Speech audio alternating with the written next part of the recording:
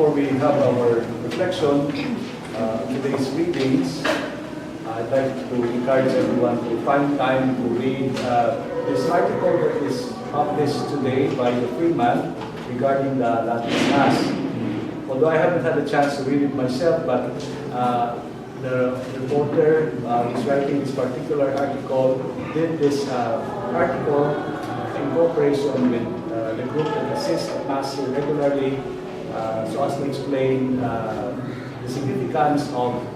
the celebration of the so-called extraordinary rite of the Mass, side by side the ordinary celebration of the Eucharist. So please take time, and I'd like to remind also the group to please find a way to post that in our official website. Today's Gospel reading for the extraordinary rite of the Mass speaks of many things. But our constant guide in our reflection every Sunday for this celebration of the extraordinary rite comes from the writings of Don Prosper Gueranger, who, as you know, wrote an extensive work by way of commentary on the celebration of the liturgy for each day of the week in this monumental work called the Liturgical Year. For today's Gospel reading, Don Prosper Gueranger has this to say. He wants us to highlight from the readings the fact that there is a wedding invitation. People are invited to a wedding. And he has this to say that we are also similarly invited to a wedding. But it is not like any other invitation that we receive from our friends, because in this case, we do not come as mere witnesses or as mere onlookers or observers, but rather we come to this wedding, we ourselves, the bride, wedded to Jesus, who is the groom, because at each celebration of the Sunday Eucharist, there is the invitation to be united with Christ in the spirit that is similar to that of a wedding banquet.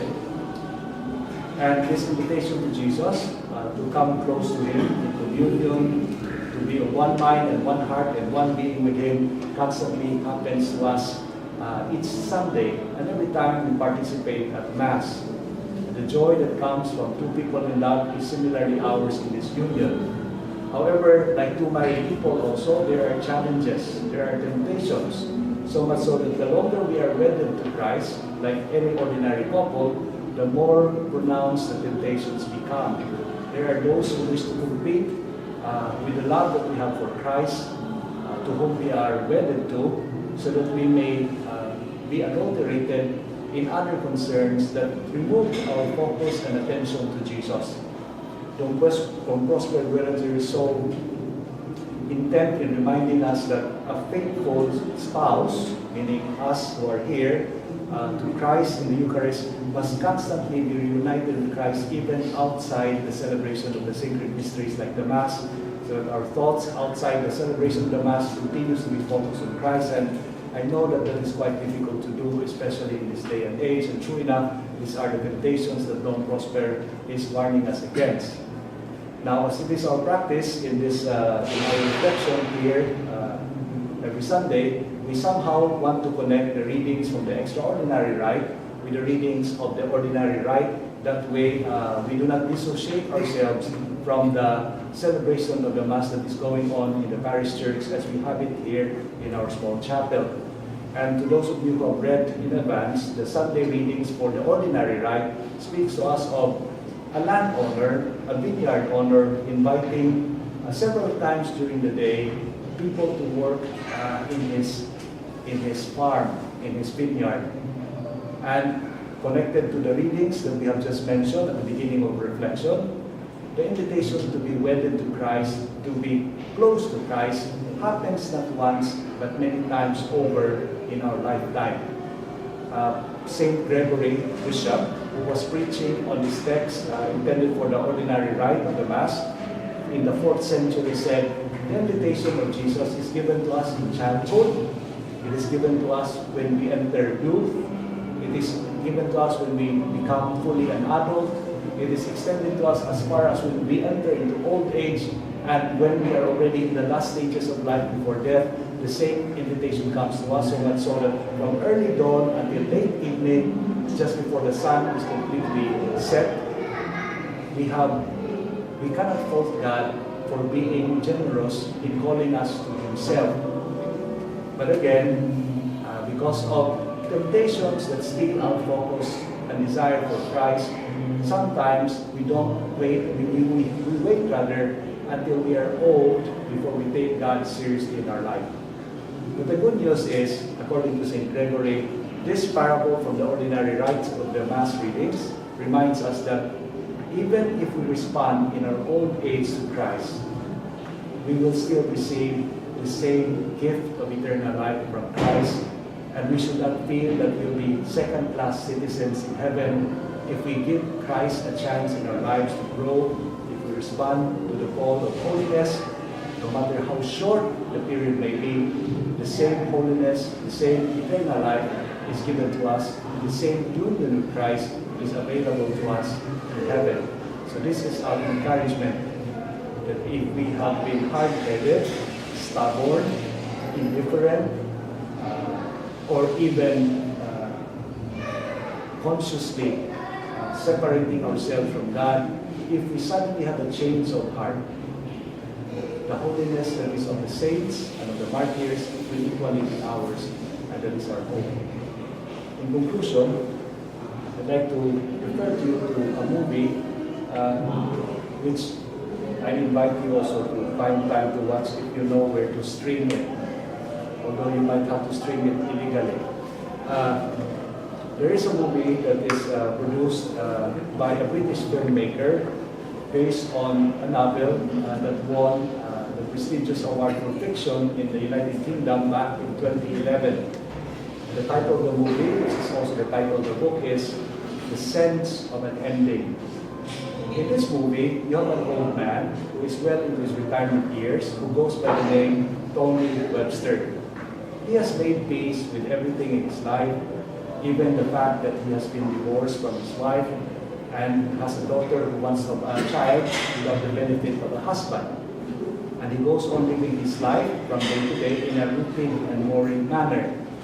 Then one day, a legal summons is given to him that he is the recipient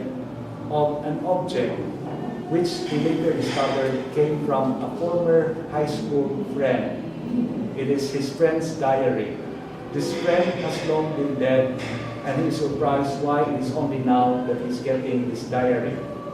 Anyway, to make a long story short, the diary promised him is held by another person, a certain Veronica, who was actually his love interest in college, and whom this Veronica, whom his friend who died, who left him the diary, stole away from him. And it was only at this time in his life when he remembered his reaction to that moment when he realized that his friend and his girlfriend had both betrayed him. Initially, he wanted to be cool about it, to just act as if it has not affected him. But in the end, what he actually did, and this is only told to us at the end of the movie, when he reviewed his life, we are told that he actually wrote a very nasty letter, wishing them that they will suffer from this relationship for all of their life. And to his surprise, the diary was out to inform him that they did suffer for the rest of his life. Because the friend committed suicide after realizing that he had a child, not with a girlfriend that he stole from his friend, but with the mother of the girlfriend. And the girlfriend who betrayed him equally had to bear the burden of raising a half-brother who is emotionally and mentally challenged, so much so that she has never married and lives alone with his half-brother.